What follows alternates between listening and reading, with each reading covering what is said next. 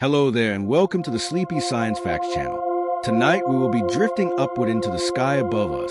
The sky is something every person on Earth has looked at every single day of their life, yet most of its secrets remain quietly hidden in plain sight. It changes color without warning. It builds mountains out of water vapor. It carries sound, bends light, hides stars, grows crystals, and occasionally lights itself on fire. The sky is not simply the space above the ground. It is a living, layered, restless system that is in constant conversation with the sun, the ocean, and the land below it. It has moods and rhythms. It has phenomena so rare that most people live their entire lives without seeing them. And it holds mysteries that scientists are still carefully unraveling, one instrument and one measurement at a time. After centuries of watching, studying, and wondering, our understanding of the sky has deepened considerably. Yet it never quite sits still long enough to be fully known. From the simplest question a child can ask to the most complex equations in atmospheric physics, the sky rewards curiosity without ever becoming ordinary. If you enjoy these gentle journeys, I invite you to like, subscribe, or share a thought below. It helps others find their way here too, one sleepy soul at a time. But for now, all you need to do is relax. Let your body soften and allow your breathing to slow and allow the day to gently fade away as we explore the mysteries of the sky together. Let's begin. The sky is blue because of the way light scatters, and the full explanation is one of the most elegant in all of science. Sunlight looks white, but it contains all the colors of the visible spectrum mixed together. When this light enters the atmosphere, it collides with the tiny molecules of nitrogen and oxygen that make up the air. These molecules are far too small to simply block light the way a cloud does. Instead, they scatter it, sending it off in new directions. The shorter wavelengths of light, the blues and violets, scatter much more strongly than the longer wavelengths of red and orange. This means that as sunlight passes through the atmosphere, blue light is sent bouncing in all directions, filling the sky from every angle. When you look up, you are seeing the scattered blue light arriving from all directions at once. You might wonder why the sky is not violet, since violet scatters even more than blue. Part of the answer is that the sun produces less violet light to begin with, and part is that our eyes are more sensitive to blue. The mathematical relationship governing this scattering was described by the physicist Lord Rayleigh in the 19th century, and the phenomenon still bears his name. It is one of those cases where the answer to a question every child asks turns out to involve some of the deepest principles of light and matter. Sunsets are red and orange for the same reason the sky is blue, but in reverse. At sunset, sunlight travels a much longer path through the atmosphere to reach your eyes. When the sun is low on the horizon, its light must pass through far more air than when it is directly overhead. By the time it reaches you, most of the blue light has already been scattered away in other directions. What remains is a longer wavelength light, the reds, oranges, and yellows, which scatter less efficiently and survive a longer journey through the atmosphere. The result is a warm palette of colors that spreads across the western sky as the sun descends. The most vivid sunsets often occur when the atmosphere contains extra particles from dust, smoke, volcanic ash, or humidity, because these additional scatterers enhance the effect. The aftermath of major volcanic eruptions has historically produced unusually dramatic and prolonged red sunsets visible around the world for months. Turner's extraordinarily vivid sunset paintings in the early 19th century are thought to reflect the atmospheric effects of large volcanic eruptions of that era, meaning that some of the most celebrated landscape paintings in Western art were accidentally recording a geological event. The sky at sunset is a canvas painted by physics, and its most spectacular moments are often the result of something turbulent happening somewhere else on the planet.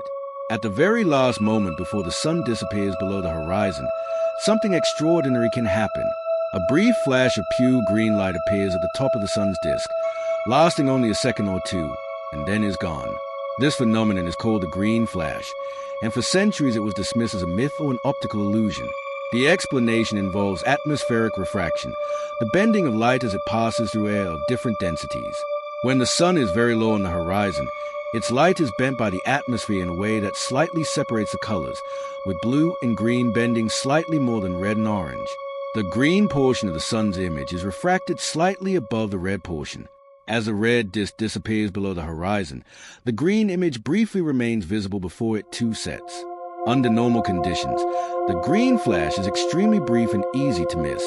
But over a flat ocean horizon on a clear, calm day with the right atmospheric layering, it can last several seconds and be quite striking.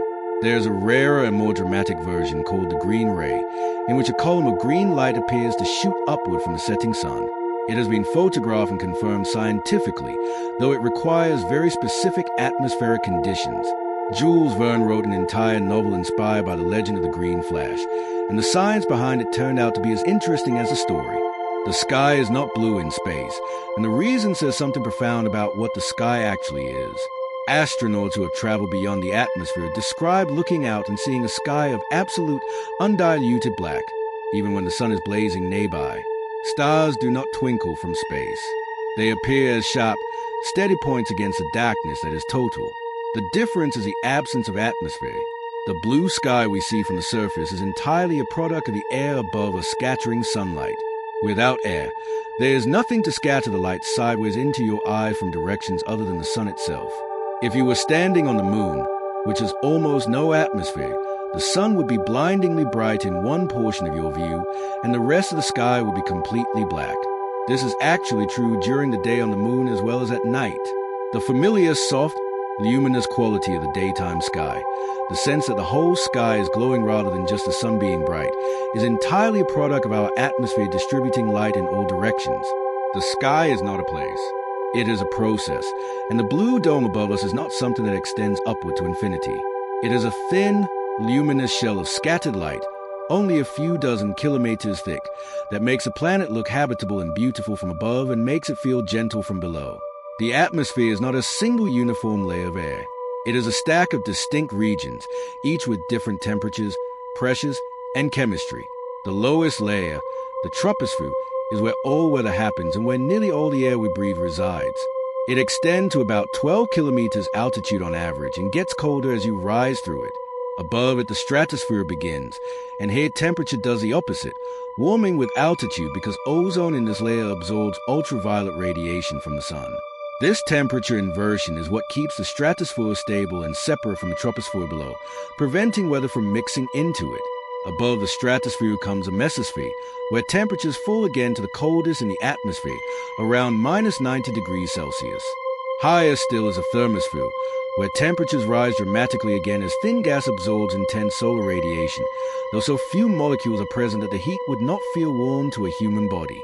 Beyond the thermosphere lies the exosphere, where the atmosphere fades so gradually into space that there is no sharp upper boundary. The molecules there are so sparse they rarely collide, and can travel in arcs hundreds of kilometers long. The sky above us is not simply air growing thinner. It is a layered system of distinct environments, each with its own character, each playing a different role in protecting and maintaining the conditions at the surface. Clouds are made of water, yet most of the time they do not fall. A cloud forms when water vapor in the air cools to the point where it condenses onto tiny particles, forming droplets or ice crystals so small they are suspended by the gentle upward movement of air. An individual cloud droplet is roughly 100 times smaller than a raindrop and settles through the air so slowly that any upward air current easily keeps it aloft. The visible boundaries of a cloud, its sharp edges and billowing shapes, are the surfaces where the temperature of the air crosses the threshold for condensation. On one side, water vapor is invisible. On the other, it is liquid droplets and cloud. The shapes clouds take are determined by the air movement inside and around them. Cumulus clouds with their cauliflower tops are driven by rising columns of warm air called thermals. Stratus clouds form in layers where gentle lifting spreads over a wide area without the vigorous vertical motion. Cirrus clouds at high altitude are made entirely of ice crystals and are sculpted by strong upper-level winds into the wispy, fibrous shapes we associate with fine weather and high pressure. Every cloud is a momentary portrait of the invisible movement of the air, and its shape, height, and texture tell an observer who knows how to read it a great deal about what the atmosphere is doing and what kind of weather is likely to follow. The tallest clouds on Earth can reach from near the ground to the edge of the stratosphere, and they are among the most powerful weather systems a single storm cell can produce. Cumulonimbus clouds, which produce thunderstorms, can extend to altitude of 18 kilometers or more in tropical regions, dwarfing any mountain. They are driven by intense updrafts that carry warm, moist air upward at speeds that can exceed 150 kilometers per hour in the most violent storms.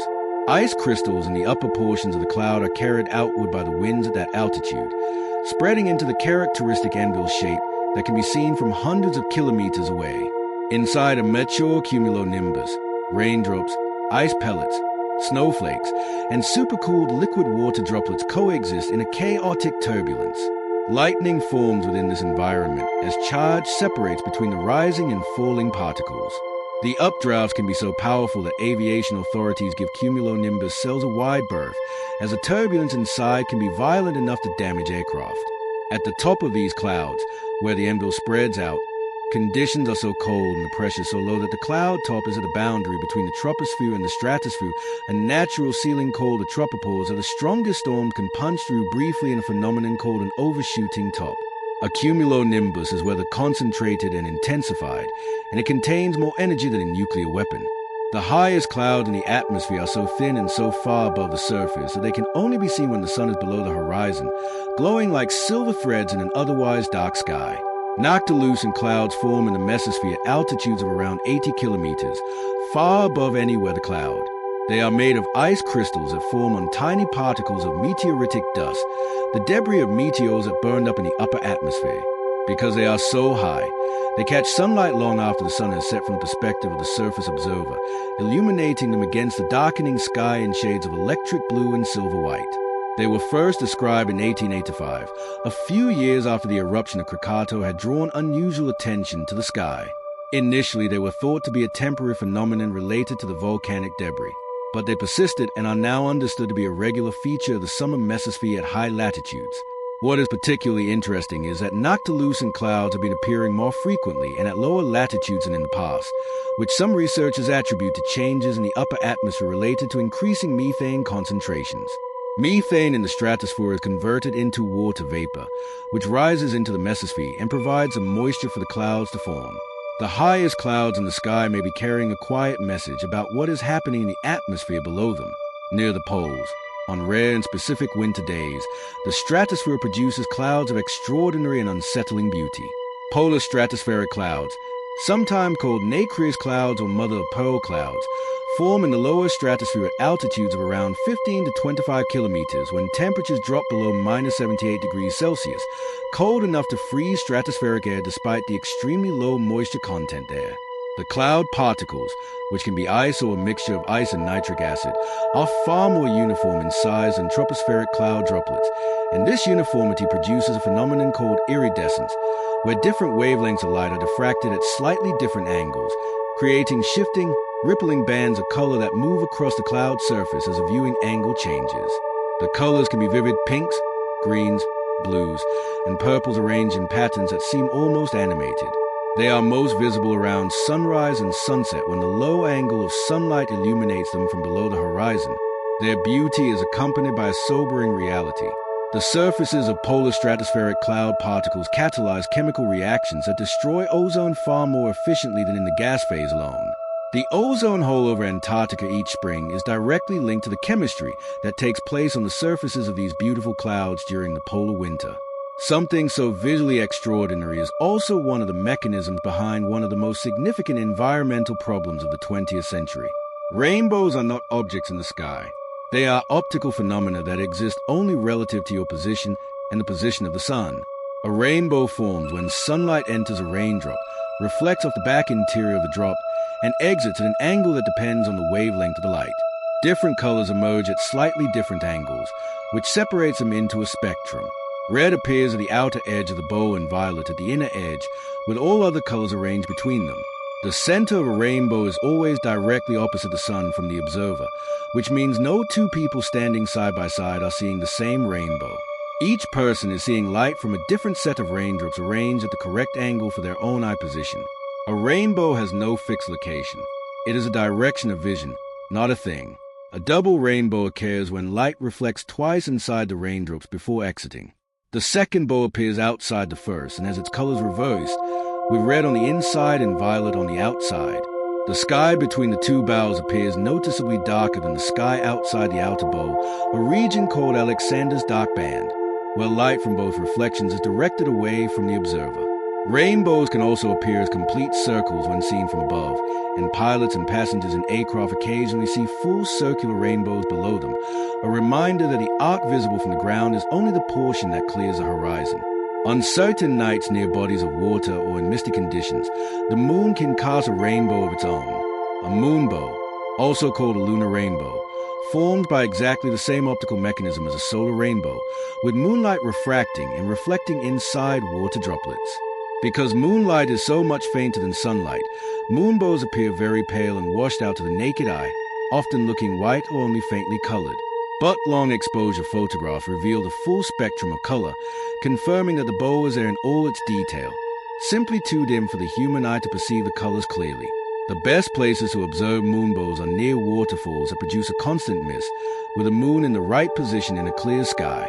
Victoria Falls in Zambia and Zimbabwe and Cumberland Falls in Kentucky are among the most reliable sites in the world for moonbow sightings. There is also a phenomenon called a full bow, which formed by similar optics when light scatters through the tiny droplets of fog rather than falling rain. Because fog droplets are smaller than raindrops, the diffraction of light is stronger and the colors blur into each other, producing a wide, pale, almost entirely white arc that has a ghostly appearance quite unlike a conventional rainbow. The sky produces variations on its most familiar optical phenomena in conditions most people never happen to encounter, and each one is a reminder how many versions of the familiar world exist just beyond ordinary experience. Around the sun or moon on certain days, you may notice a large, faint ring of light at a fixed distance from the disk. This halo forms when sunlight or moonlight passes through the hexagonal ice crystals that make up cirrus clouds high in the atmosphere. The geometry of a regular hexagonal prism refracts light at a specific angle, and because the crystals in cirrus clouds tumble randomly in all orientations, they collectively produce a ring at that angle around the light source. The most common halo has a radius of 22 degrees, which means the ring appears about the width of your fist held at arm's length away from the sun. Within the halo, the sky appears slightly darker than outside it, and the inner edge often shows a reddish tinge while the outer edge is more blue or white. On days with particularly well-aligned plate crystals drifting in horizontal layers, two bright spots of light can appear on either side of the sun at the same altitude, one on each side. These are called sundogs or parhelia, and they can sometimes display the colors of a rainbow.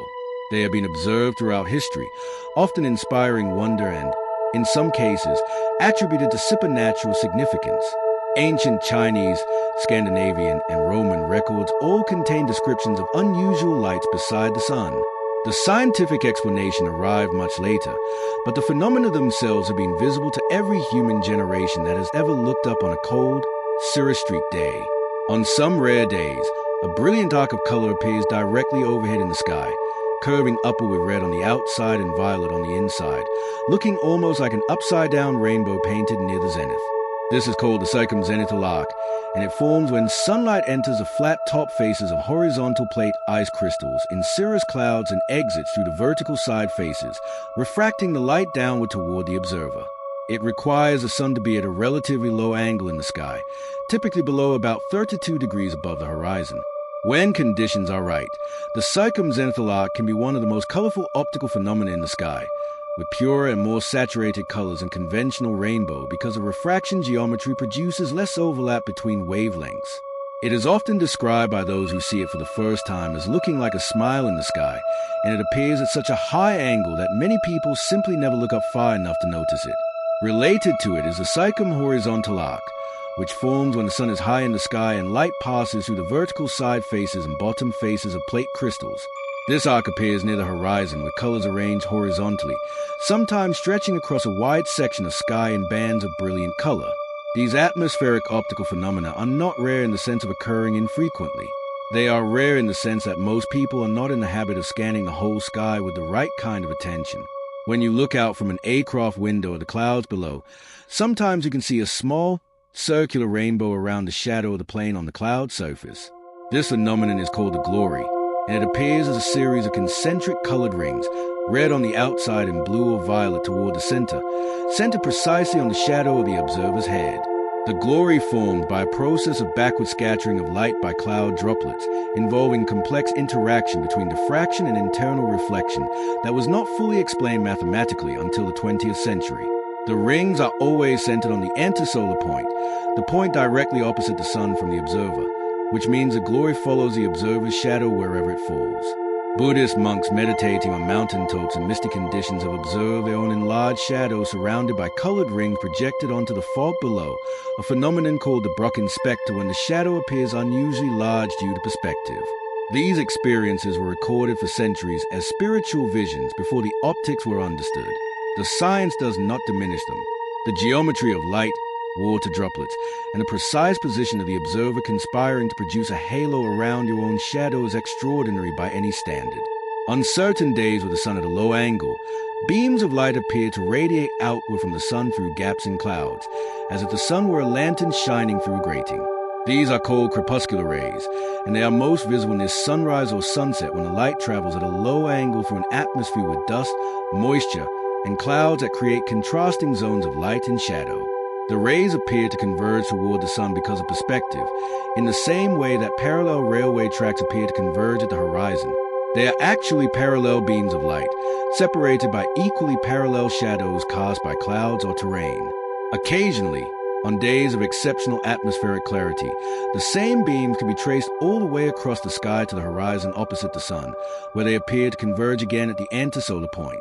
When seen from the opposite side, they are called anticrepuscular rays. The convergence of both horizons simultaneously gives a visible reminder that the beams are parallel, and the convergence is an illusion of perspective applied to a scale large enough to be felt. Crepuscular rays are visible from space as well, as light scattered by the atmosphere produces columns of brighter air above the gaps in clouds. Seen from orbit, the rays spread across hundreds of kilometers of sky. From the ground, they look like the sky is being played like a harp. Just after the sun sets on a clear day, if you look at the eastern horizon, you may see a soft pink and purple band of color hovering low in the sky. This is called the belt of Venus, and it is caused by the shadow of the Earth itself being cast on the atmosphere.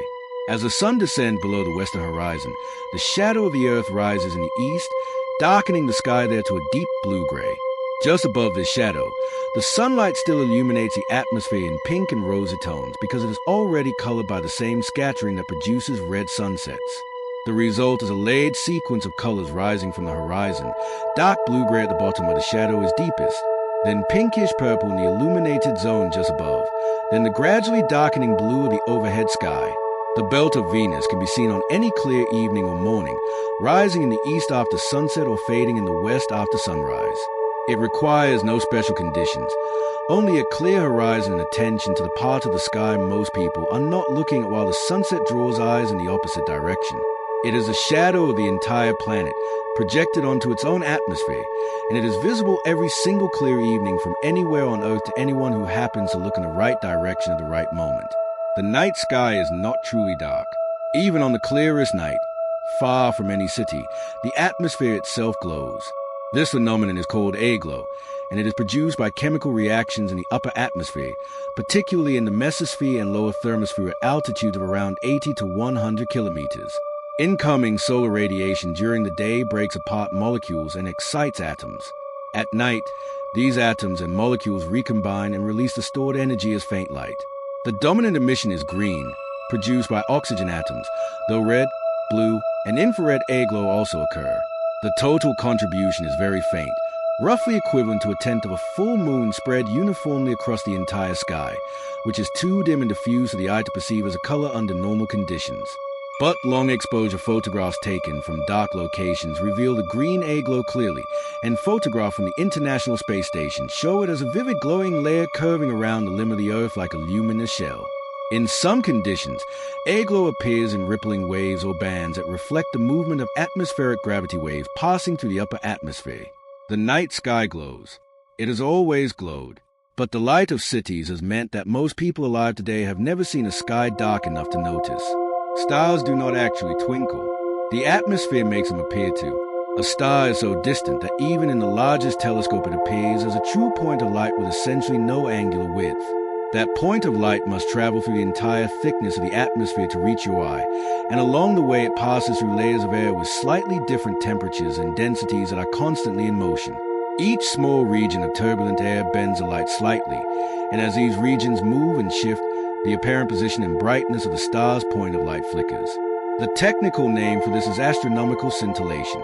Planets, being slightly closer to Earth, have a small but real angular width in the sky.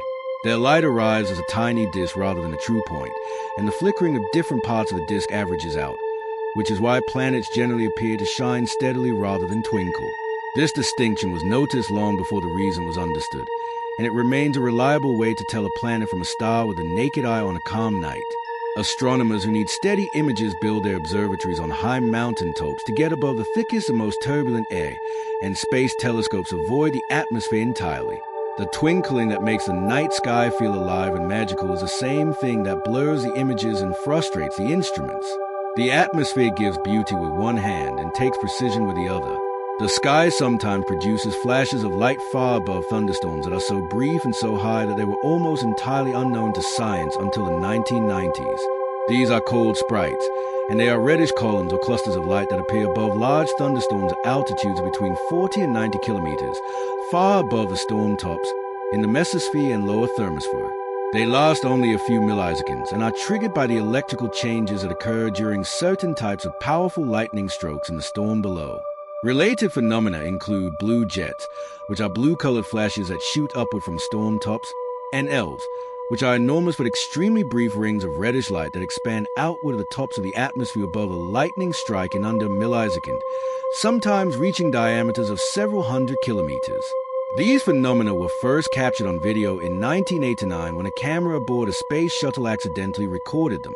Pilots had occasionally reported seeing unusual lights above storms for decades, but lacked the means to document them.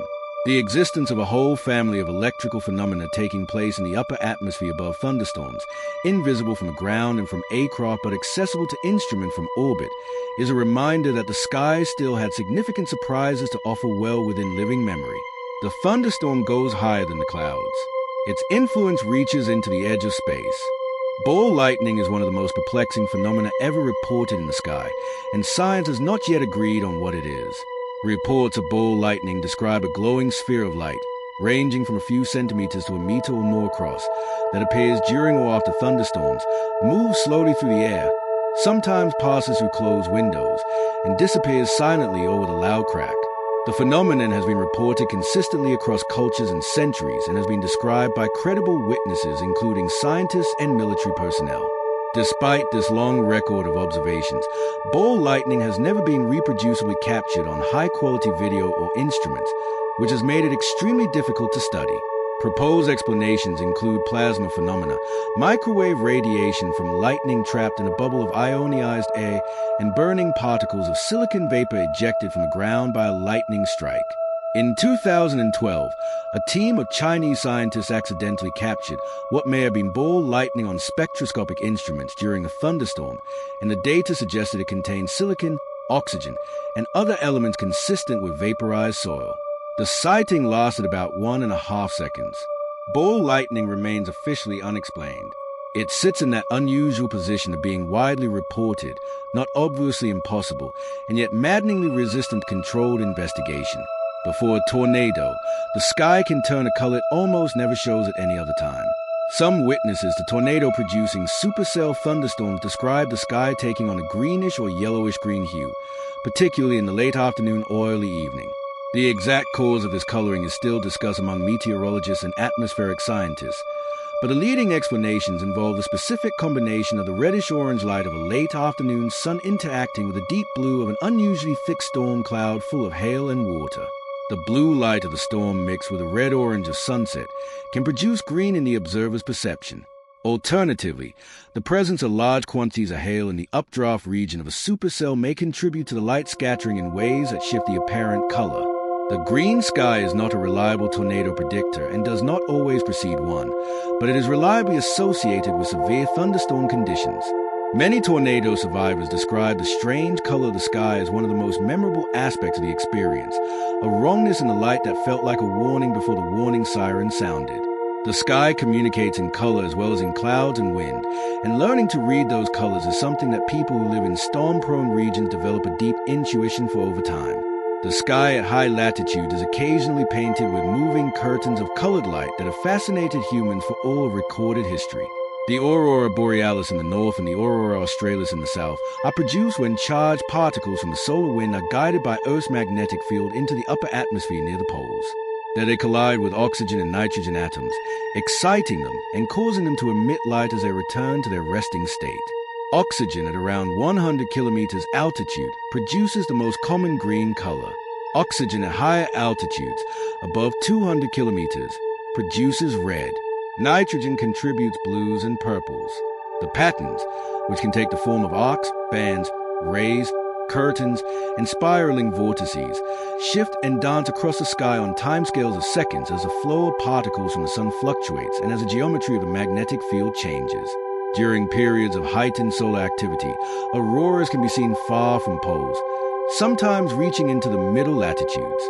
In September 2024, one of the most powerful geomagnetic storms in decades brought visible auroras to regions that had not seen them in a generation.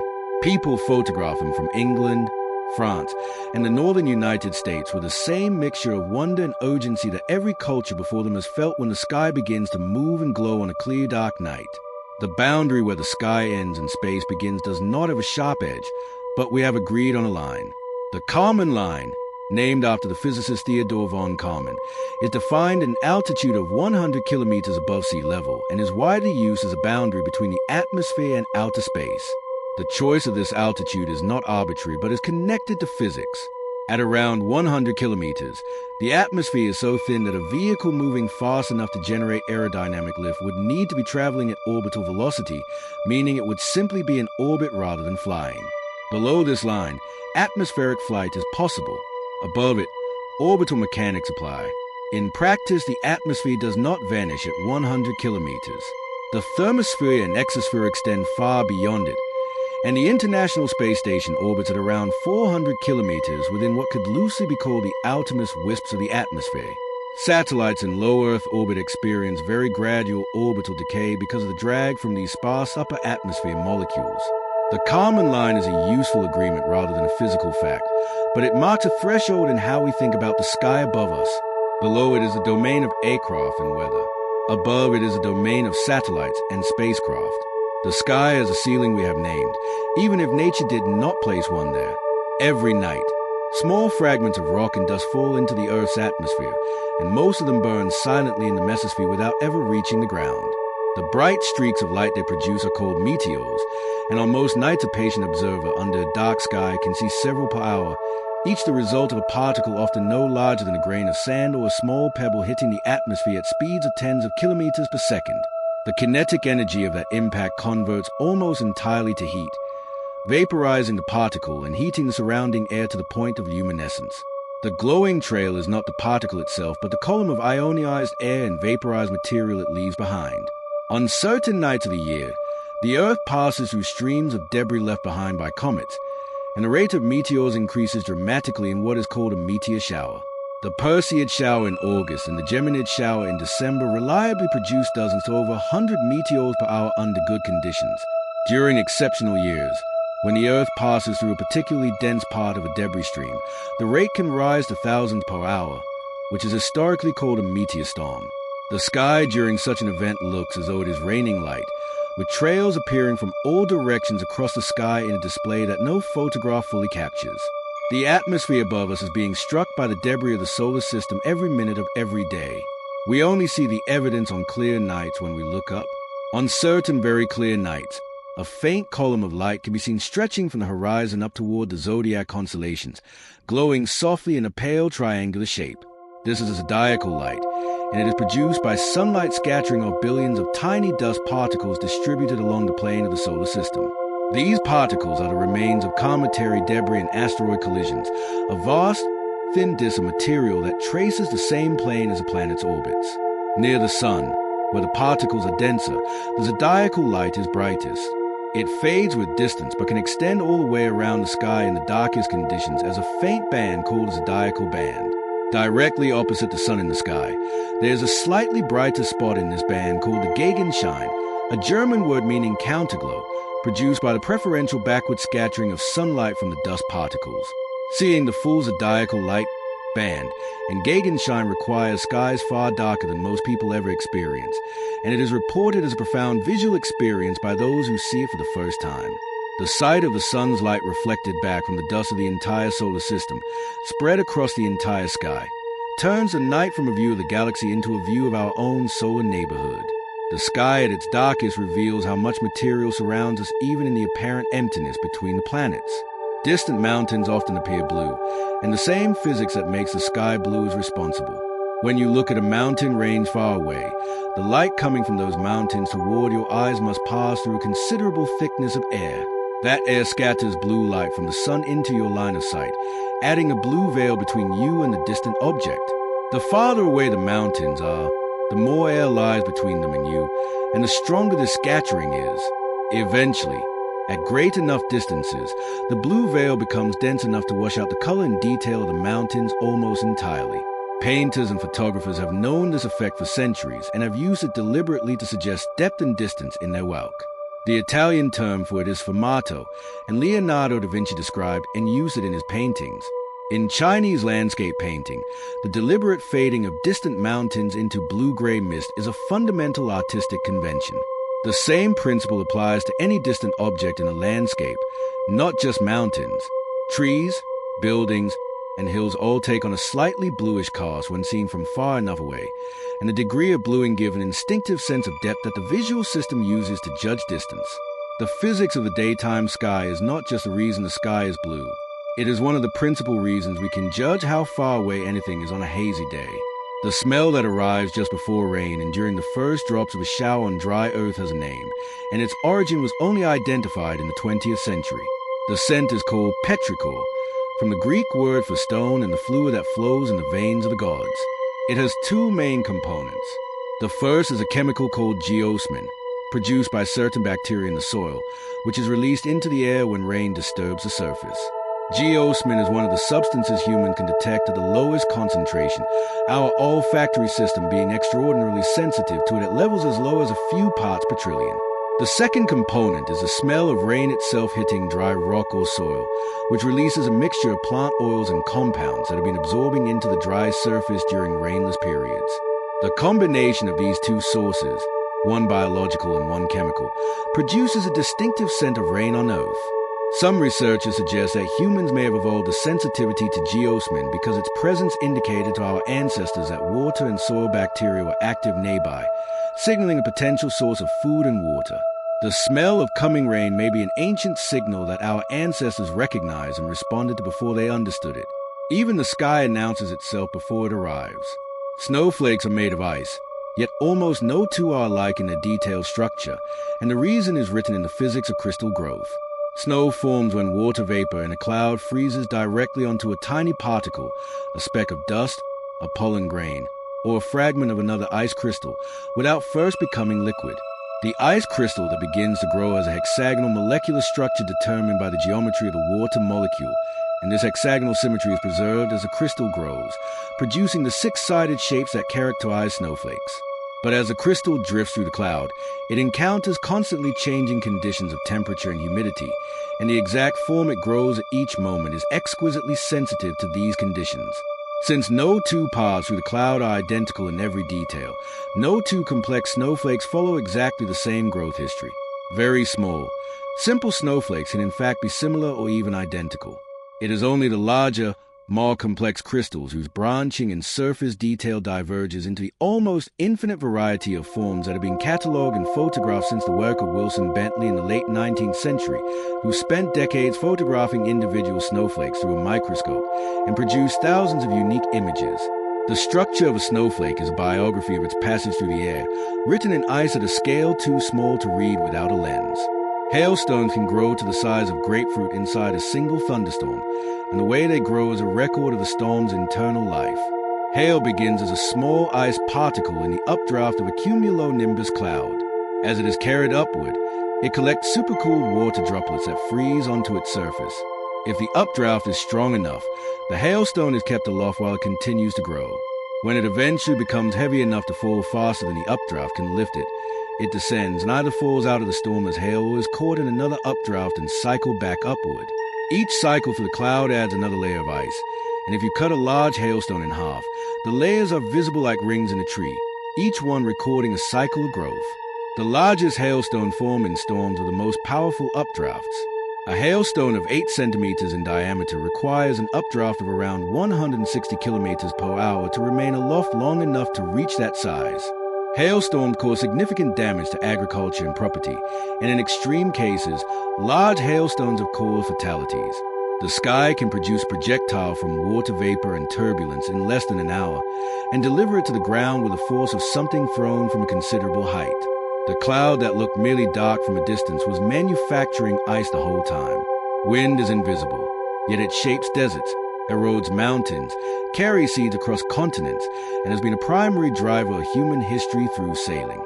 Wind is fundamentally air moving from regions of higher pressure to regions of lower pressure, driven by differences in the heating of the Earth's surface by the sun.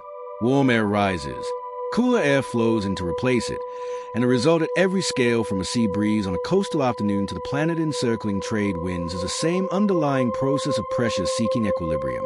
The Coriolis effect, which arises from the rotation of the Earth, deflects moving air to the right in the northern hemisphere and to the left in the southern, giving the global wind patterns at characteristic spiraling structures. Trade winds blow steadily from the northeast in the northern hemisphere and from the southeast in the southern, converging near the equator in a region of rising air and frequent storms called the Intertropical Convergence Zone.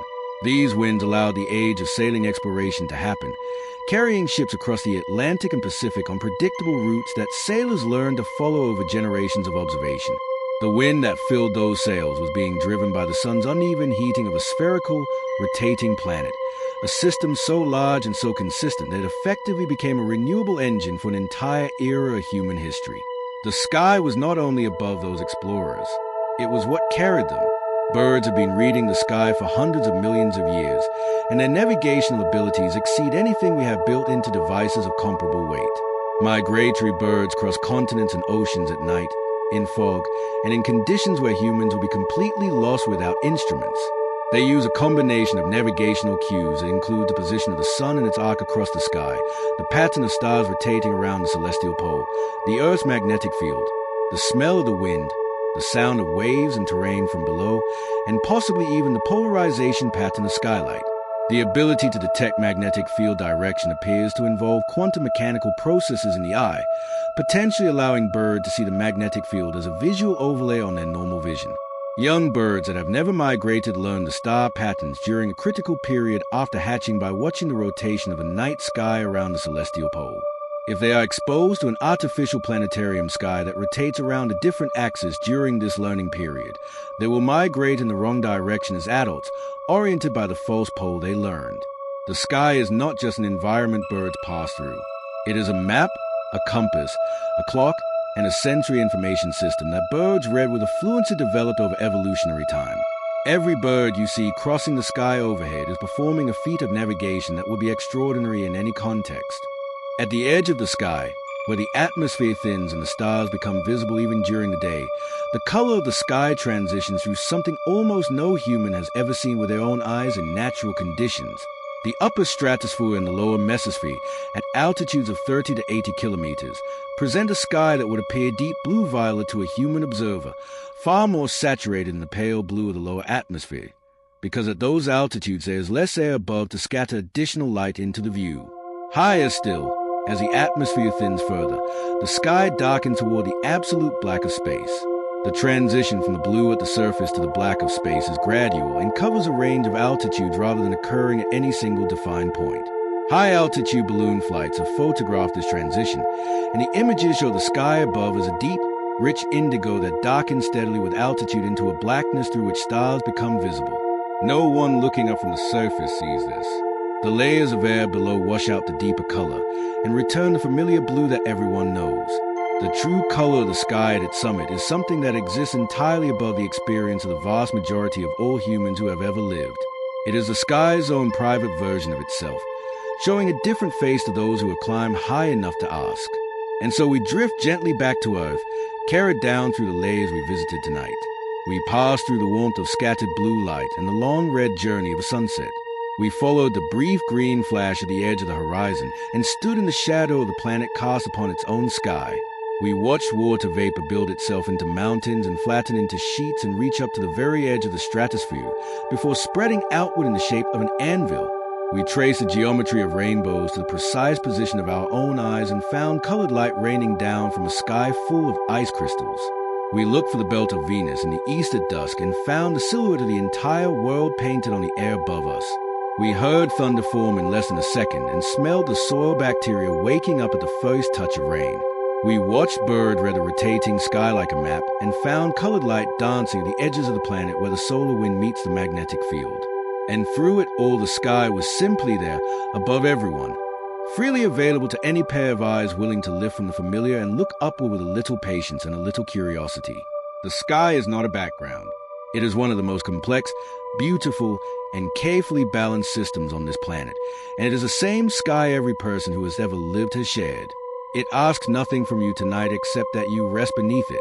If you enjoyed this sleepy journey, you could support the channel by liking, subscribing, or leaving a calm little comment before you rest. It helps more curious minds find their way here. And if you are still awake, there is another video waiting on your screen, ready to carry you onward into another corner of science. But for now, let the questions loosen their grip. Let your shoulders soften. Let your jaw unclench. Allow your breathing to slow, steady, and deepen. Picture the open sky above you, endless and patient and blue. A color made of nothing but light and air and the angle between them. You do not need to hold on to anything tonight. You only need rest. Sleep well, and good night.